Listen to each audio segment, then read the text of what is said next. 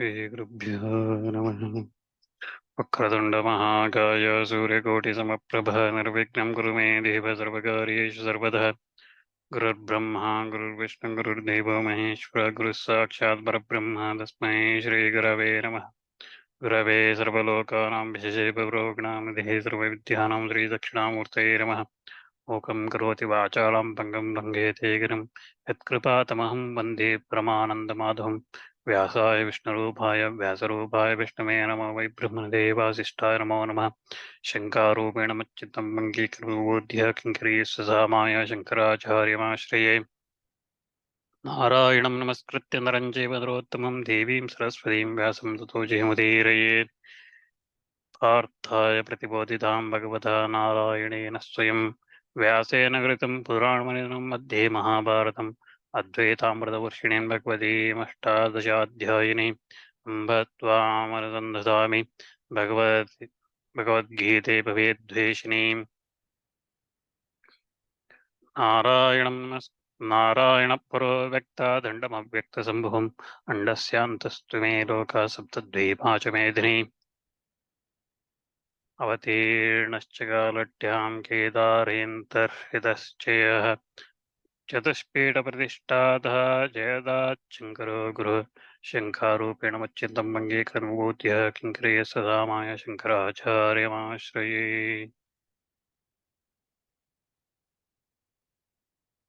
So last time we were looking at Gita background. We'll just continue that and then continue into the introduction from Sri Shankaracharya. So last I was explaining background to Gita, where Gita originated or where it's narrated, who told this and where it was said, and approximately which month or which date it's said and all those things. And then we were looking at who one should narrate the Gita to, who one should teach, and who should learn it, who deserves to learn it, who are the adhikaris, right? So who are the deserving persons who should know these things. So again, saying that it should be taught only to those people who are asking for this, who are interested in this, and who are following austerity. So that means who are following this with Shraddha, who are having reverence to this, and who are not haters of Narayana. So those people, it should be taught.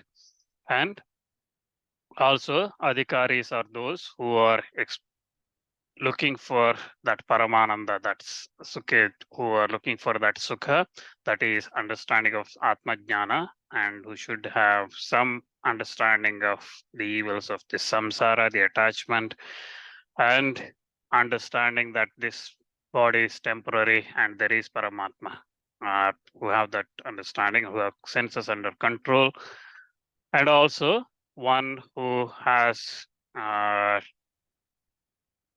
when joining this learning, again, one should follow the usual things, which is keeping purity and things like that. We're looking at that, right? So both body, internal, external purity is important, as well as ritual purity is important while doing learning these things. So then we'll look at, just briefly, again, we will look at more in detail in terms of benefits. What are the benefits and things? We'll look at that when in Gita itself. Towards the end it comes, but also in different places we'll look at the benefits of this. But just to start, in Gita Acharya says in the 18th chapter that Shraddhaya vanasu yascha shruniyadapi yo nara sopi mukta shubham lokan prapnuyat punyakarmanam. So anyone who with reverence and free from hate might hear this, he too becomes free from this samsara, and attains all the blessed words, and normally attained by those people who are of virtuous deeds, so punya karmanam. So those who are doing Agnihotra or those kind of Punya Karma, they are doing those virtues, this, whatever that one gets virtue, Punya, the listener, even just by listening this, one attains. So in Shankaracharya, in his Bhashya, for example, Api, Shruniyad Api. So Api means even. So Shankaracharya says that the Api here says that for even just by listening, one gets that. Think about the one who understands the meaning of this and who recognizes, okay, so this is what it actually means, and fully understands that such a person's benefit to merit to such a person is, you cannot simply state that. So it is not beyond even from normal punya karma one gets, from normal virtuous deeds one gets the benefits, merits from that. And also Krishna then also says in the 18th chapter, uh, uh, 18th chapter itself, he says that Adeshyate cha imam dharmam sammado mavayoh jnanayajnena thena hamishta samiti mematihi.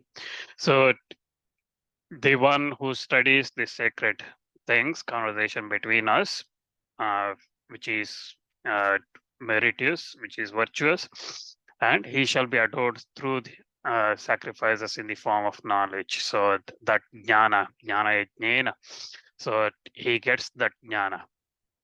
So there are benefits of, again, as I said last time, this Bhagavad Gita did not originate just in a Rishi's ashrama somewhere, somebody who is doing penance, tapas for uh, many years, and then suddenly had that realization and it came through, right?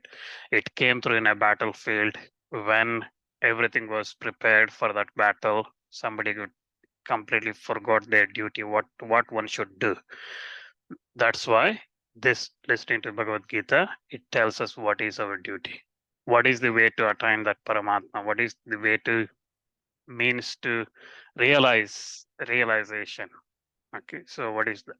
So that's why it is called Brahma Vidya. It is also, Bhagavad Gita is also called Upanishads, right? It is Upanishad. It's at the end of each chapter we said Swasti Sri Brahma Srimad Bhagavad Gita Shu Upanishad Bhagavad Gita Su Upanishads Brahma Vidya Yam. So we say it's a Upanishad, we say it's a Brahma Vidya. So why it is Brahma Vidya? Because it results in that it can lead to the path of that knowledge of Brahma. That's why it is also important, as I keep repeating, it is important to follow this as a ascetic austerities. Okay, so just like you are following a vrata, so whether you learn here or through someone else or whatever the means, if one decides to learn this, understand the meanings, one should treat this as a vrata. So that's the focus is required when one learns these things and recites these things. So that's why it is important. I keep repeating the purity or the focus and shraddha and all those things. It's important uh, wherever one wishes to learn, from whoever one wishes to learn. Right? So having said that, so then just comes to this series, why we are doing again this uh, Gita Shastra sessions. Personally, why I'm doing is because again it's part of duty, right? So part of my karma to teach whatever I have learned, and the second part is again benefit by teaching through, for example, with the Mahabharata series that's going on. It helps me learn as well, because one time you read, forget. Brain is these days with so many things happening in the worldly, in this world, forget things. So that's why teaching means I prepare material, I read again before the session, read again. It helps me as well. So it says, and that means because of teaching means you have to do a lot of research as well, read as well, more and more reading. So it helps me, and also it answers this. It will, hopefully it will help many people. All right. So in Bhagavad Gita, we look at different ways of Krishna explaining what is the path and what is the way, and jnana, and he is to try to attaining that Paramatma, realizing that realization, how it comes. He tries to explain in different means, and going through those things, it will help. So the sessions which I'm going to conduct, these are mainly based on the Sri Shankaracharya Bhashya. Bhashya is commentary. So that's published on Sringeri Sri Sharada Pita. They have published in Advaita Sharada.sringeri.net. So it's available. Anybody can go and see there. So there we'll see all the Bhashyas, Shankaracharya's Bhashyas and everything. So Upanishads and everything. So we'll see that Brahma Sutras and all those things. So it's there. So Bhagavad Gita, Gita Bhashya is there. So and so and then using that Bhashya Sanskrit into English, again, I'm using the translations from Swami Gambhirananda and also already Mahadev Shastri. So there are two translations I'm using throughout these sessions. Again, why two? Because Gita itself is difficult to understand. Shankaracharya has prepared this much of explanation for that, and then understanding that itself is even difficult. Okay, so even difficult in the sense it's easier, it explains how it is, but to make sure that we get the right translation and converting that into English, translating that into English is difficult. That's why I'm using a couple of translations. And then along with Sri Shankaracharya's Bhashya, I'm also cross-referencing or checking, not checking, cross-referencing, using just for other means, other interpretations, to see through a book called Gūdārtha Deepika by Sri Madhusūdana Saraswati. So again, Madhusūdana Saraswati is a Vaishnava born in today's Bangladesh. So he's written Gita Bhashya as well, and his Bhashya is very similar. He is again Advaita Siddhanta based. The only slight difference probably is his focus, his ultimate is jnana as Advaita, but Madhusūdana Saraswati goes in the path of bhakti. So bhakti leads to jnana.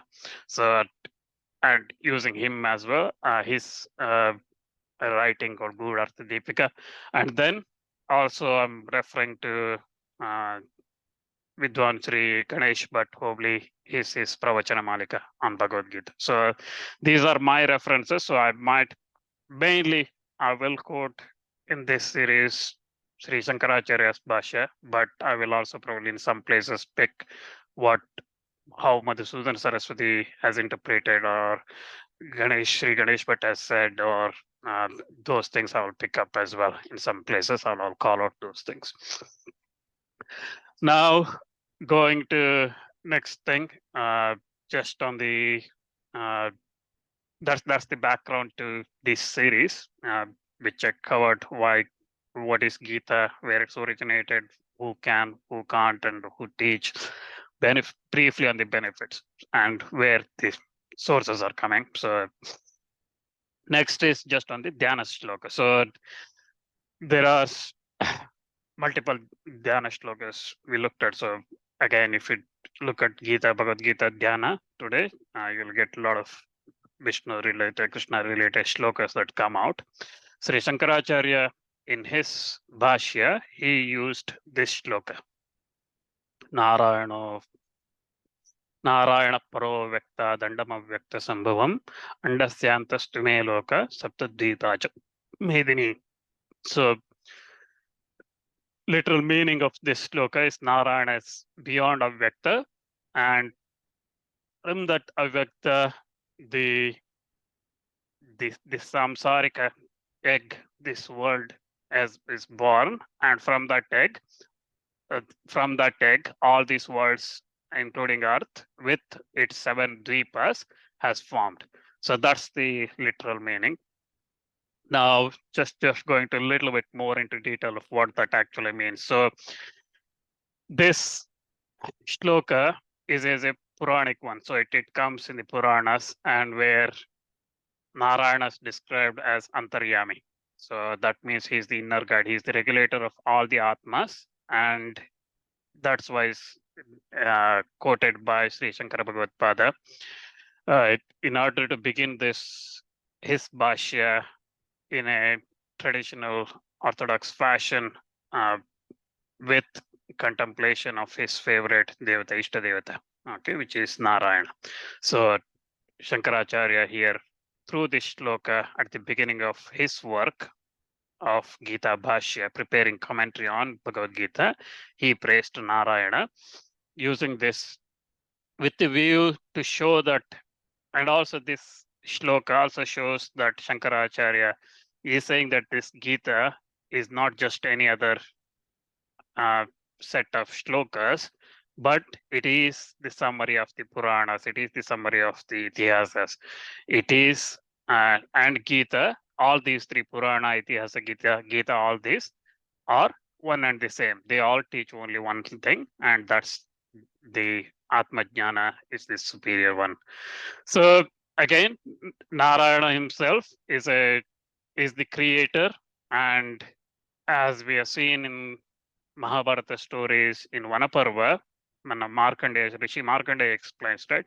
When all the worlds completely after the dissolution, everything is water, filled with water, and there Narayana is floating. Okay, so he's floating on the Narayana. That's why he is called Narayana, the one who has Narasya on him, Narayana, right? Ayanam. So he is Narayana. He's one having home as water. Is Narayana. It's also said in Manusmriti and various other Puranas. It said that Narayana is in that form, right? So that Narayana is the Antaryami. He is the supreme soul, and he is not somebody who is created by somebody. He is not somebody who's get destroyed by somebody, and he's beyond all the creations and destructions, and that's why he's called that. He is beyond all this. That's Avyakta. So, and he is beyond all this Maya. So anything that we see is called Maya. It is the false. It is the untruth. It is the Ajnana, because it is his creation and it is not him. Okay, so that's the difference. So out of that, with that, this Maya, with the union with the Bhagavan's desire, it evolved into Hiranyagarbha. So that Hiranyagarbha is what's in this shloka is referred as Anda. So that's Anda is the Hiranyagarbha, what we call as the creation, from where all the creation started. So that's where, again, if anyone joined the Mahabharata series, you know that in Markandeya Samasya Parva in Vanaparva in Mahabharata, Markandeya explains that he went inside that baby that was floating in that water through his mouth, and there he saw the entire world in his stomach, right? So that is Hiranyagarbha. That's the Paramatma's inside him. Everything resides, everything inside him. So that's what here we are talking about, that under that egg, or whatever the crude translation egg, what we call is that Paramatma's inside stomach, and from that comes this entire creation starts from there. So again, we've seen that first the lotus comes in that, the Brahma, Chaturmukha Brahma comes, and then he starts creating all these creations through Narayana's desire. So Narayana's wish, he starts creating all those things. So then among them, this earth is created, this Bhumi, and in that Bhumi, there are Saptaloka, Saptadvipas. So those Saptadvipas are Jambu, Plaksha, Kula, Kusha, Krauncha, Shaka, Shalmala, and Pushkara. So these 7 dvipas that's created. Again, how dvipas, that islands, insular continents came about, that's another long topic. So we will cover that probably another time. Maybe I think it will come some part in the Mahabharata. Yeah, it will come in the Mahabharata in Bhishma Parma. It will come. Okay, so we'll look at that. Now, next, I'm just going to say why Sri Shankara Bhashya. So I think last time I said Bhagavad Gita, to explain Bhagavad Gita, first Sri Shankaracharya wrote this commentary, Bhashya. Then subsequently, there were many commentaries written, right? So looked at from Madhva's point of view, Madhvacharya, and others also created. So all those bhashyas came, and even today there are many bhashyas that came through, right? So why Sri Shankaracharya's bhashya and not anything else? There are uh, the reason is quite quite simple in a way. So because Shankaracharya's Bhashya is the earliest one, and it is the most recognized and realized, respected, understood Bhashya on Bhagavad Gita. And Shankaracharya himself, in his introduction, which will come in the next few minutes, he says that Gita is the summary of all the Vedic teachings, and it is very difficult to understand, right? So I think I said last time as well. So Tadidam Gita Shastram Durvijnayam, he says that. So Durvijnayam, so that means it's very difficult to understand.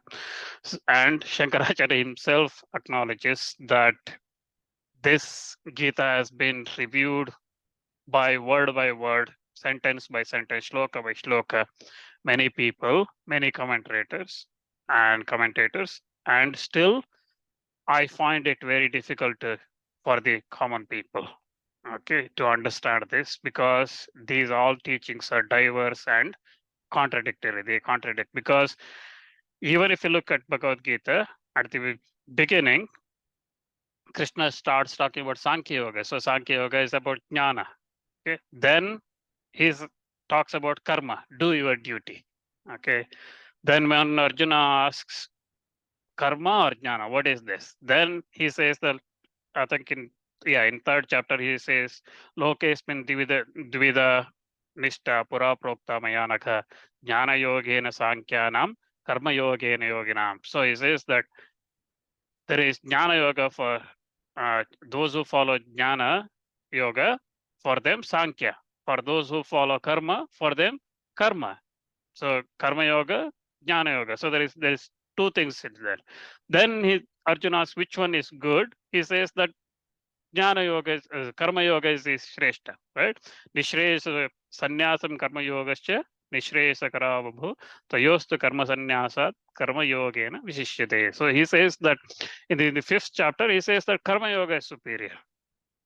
Then he come back again. Then he says, give up all these things, just worship me, right? Sarva dharman parityajya mame sharanam vaja. In the final chapter, he says, forget about all this, come and just surrender me. So he talks about bhakti, devotion, right? So what is the one thing that Krishna is trying to teach here? Teach Arjuna. What is this Bhagavad Gita says? So Shankaracharya again in his introduction, he says that it's quite contradictory. If you look at the explanation, most of the explanation, it's contradictory. That's why I'm proposing to write this commentary with a view of giving the precise meaning. So Sadhguru Shankaracharya says. So that's why picked Sri Shankaracharya's Bhashya to understand the precise meaning. Again, as in the Dhyana shloka we looked at earlier. We recited earlier. It clearly says that Partha Pratibodhitam Bhagavata Narayane Swayam Vyasena Kritam Puranamudinam Madhye Mahabharatam Advaitamrita Varshini. So it says Advaitamrita Varshini, right? So this Bhagavad Gita is Advaita. It explains Advaita Sara. So there is only one Paramatma. There is only one thing, right? There is everything else is not true. There is only one thing. That's Advaita, and that's Paramatma. So who else is better than Shankaracharya? That's why this series is going to be based on Sri Shankaracharya's Bhashya. And throughout the centuries, there are many people come and written various commentaries on Bhagavad Gita Bhashya, but there is none that comes same as Sri Shankara's Bhashya. So with that, we'll look at what Sri Shankaracharya says in his introduction to Bhagavad Gita. Okay, so these are from now on whatever I'm going to say. It's based what Shankaracharya himself said. So we'll look at that. So Sri again he starts with that Dhyana shloka, Narayana Pravakta Dandama Vyakta Sambhavam. Then he starts that Shankaracharya starts explaining about uh, Dharma Dvayam. So he talks about twofold of our Dharma, our Vedika Dharma. He talks about twofold, two phases of this Dharma. So Shankaracharya says that Bhagavan first created the universe to secure the order therein. He first created Prajapatis. So this universe was created, everything was creation started to make sure that there is an order, there is a path, there is a path for everyone to achieve this moksha, return this. He created Prajapatis. So Prajapatis means Lord of creatures. So they are Praja means creatures, Patis or the Lord, or Patis, a Lord. Okay. So he created that. So Prajapatis. Again, this creation of Prajapatis is mentioned in various Puranas, Manusmritis, and things like that.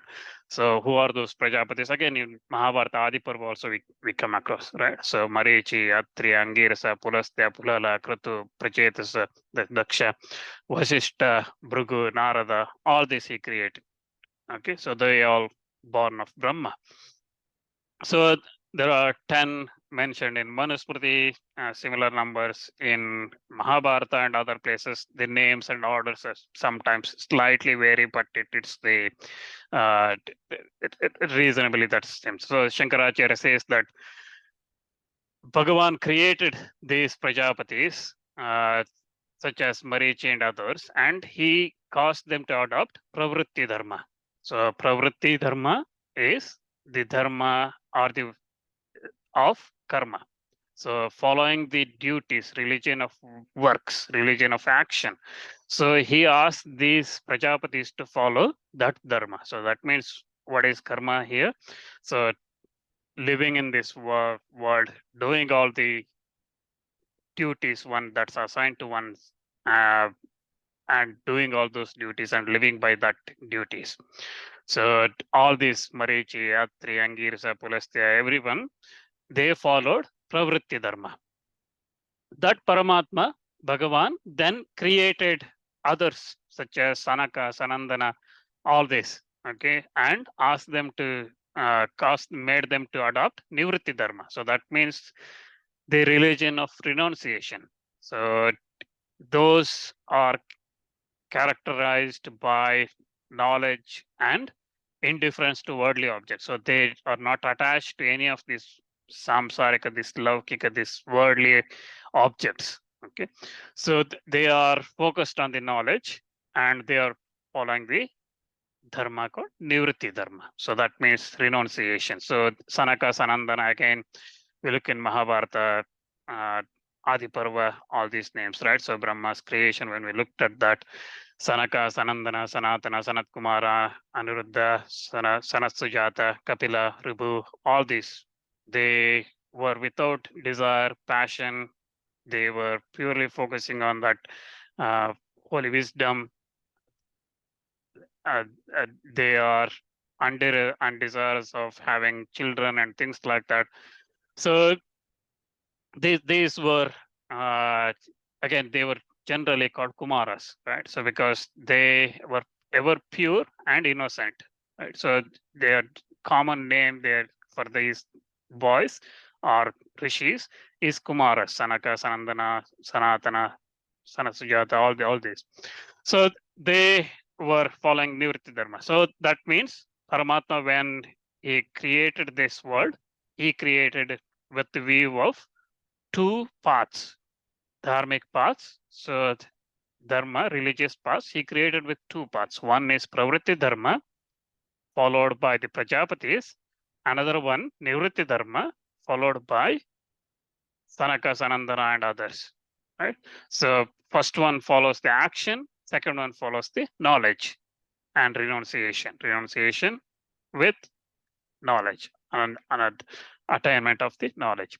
So these two phases of the dharma was established by Paramatma, by Narayana, for the maintaining of this, maintaining order in this universe. So this dharma ultimately directly leads to moksha and also worldly prosperity. Okay, so it gives happiness in this world. Also, it can lead to moksha. So there is two paths.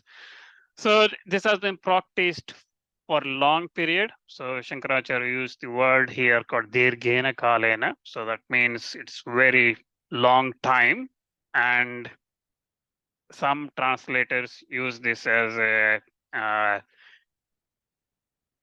so it's been practiced for a long time. So some translators say that after practicing long time, what happened? Or some say that it's practiced for a long time. So again, Dirghena Kalena, he says that this religion of karma, this dharma of nivritti dharma, both has been practiced.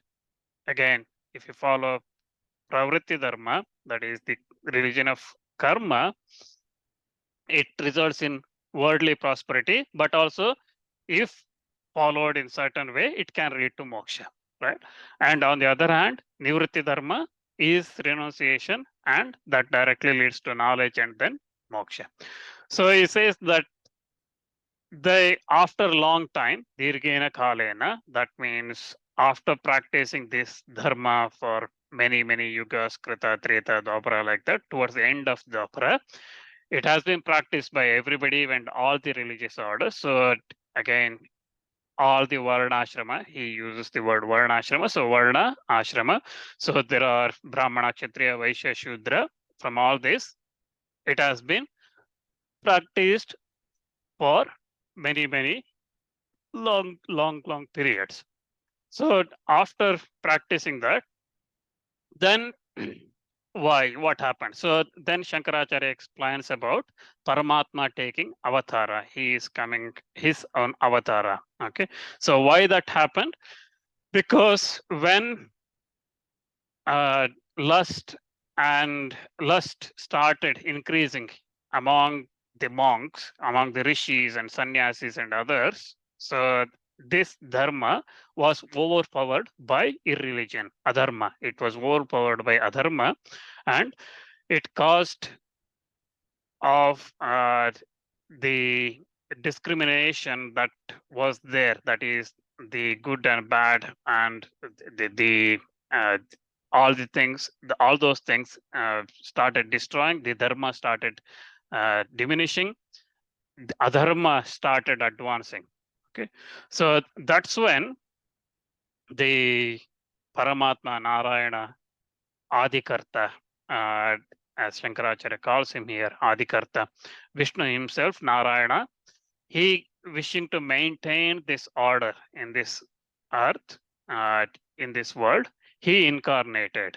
So he incarnated himself as Krishna, given birth by Devaki and Vasudeva for the preservation of this earthly Brahman. So this worldly Brahman in this preservation of the Brahman, he incarnated. He came to this avatar. He took this avatar. So here, Shankaracharya, while explaining about this incarnation, he uses the term amshena sambhabhava. So that means amsha means a part. So Narayana's a part of Narayana incarnated as avatara, or came in the avatara as Krishna in Devaki's Garbha. So Devaki's son, as Devaki Vasudeva's son, he incarnated. So but general view is Krishna Avatara is a complete Avatara, not a part Avatara, not an Amsha. Okay, so this has been explained by Sri Anandagiri as Svecha Nirbitena Maya Mayena Surupena. So that means it's the Paramatma himself through as an illusory form created his own will, at his own will, created this Krishna as a Krishna form. So he himself created. So Amshena, so that's explained like this. So as a his own illusional form, he created. So it is not his complete Narayana himself as a full avatara, and he's come like that. So then we talk about Shankaracharya again, why he came to this earth. He came, the Krishna came to this earth. He came for the preservation of this earthly Brahman. So earthly Brahman here, Bhaumasya Brahmano Gupte. It's so this spiritual life, this Brahmanatva on this earth, Krishna took avatara.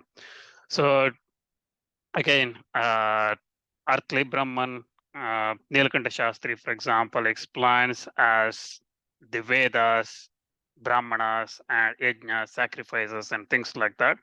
So some explain this as protection of purely Brahmanas. Okay, so Brahmanatva. So Shankaracharya used the word Brahmanatva here.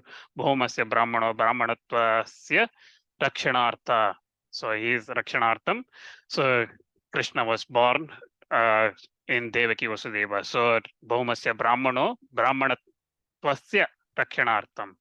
So Brahmanas and Brahmanatva, protection of those things. He took birth in Devaki's womb.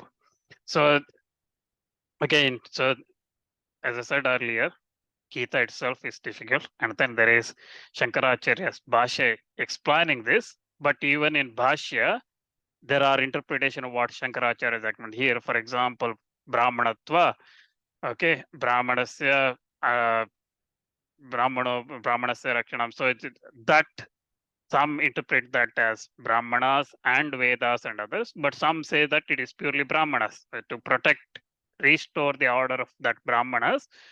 He came because the ascendancy of the lust and other things was increasing, and that's why adharma was advancing. And then Krishna took birth to restore that Brahmanatva. That means Vedas, Brahmanas, yajna, sacrifices, everything.